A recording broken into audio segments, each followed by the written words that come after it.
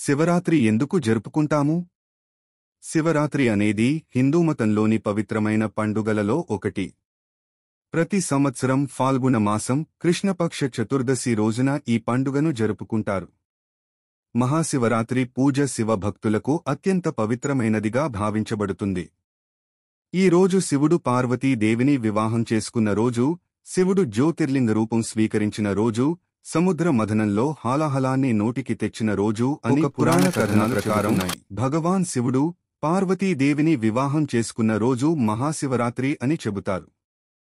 పార్వతీదేవి శివుని గురించి మరింత భక్తిని కలిగి తన గత జన్మలోనే హిమవంతుడి కుమార్తెగా జన్మించి కఠినమైన తపస్సు చేసి చివరికి శివుని వరించిందని పురాణ కథ చెబుతుంది.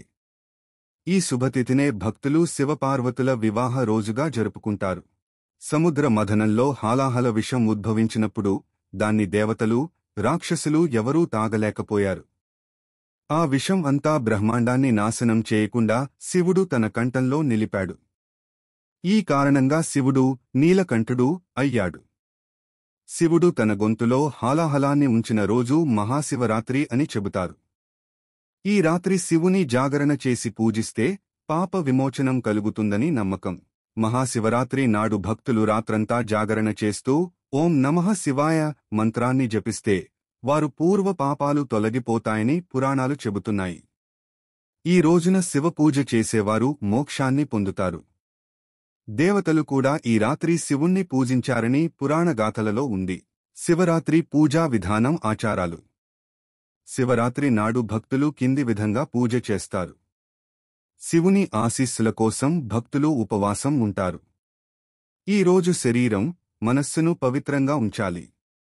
శివలింగాన్ని పాలు, పెరుగు, తేనె, చక్కెర, కొబ్బరి నీరు, గంగాజలంతో అభిషేకం చేయాలి. అభిషేకం చేసేటప్పుడు ఓం నమః శివాయ మంత్రాన్ని జపించాలి. శివుడు బిల్వదళాలను ఎంతో ప్రీతిగా స్వీకరిస్తాడు.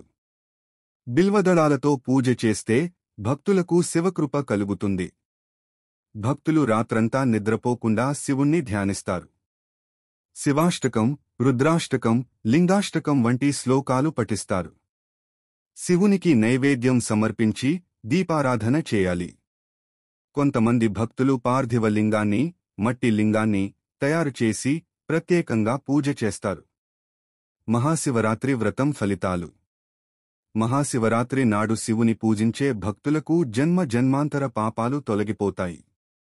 సమస్త కార్యాలు విజయవంతమవుతాయి. ఆరోగ్యం, సంపద, మోక్షం లభిస్తాయి. శివుని అనుగ్రహంతో భక్తుల సంకటాలు తొలగుతాయి. శివరాత్రి శివుడి మహిమను తలచుకునే పవిత్రమైన రోజు.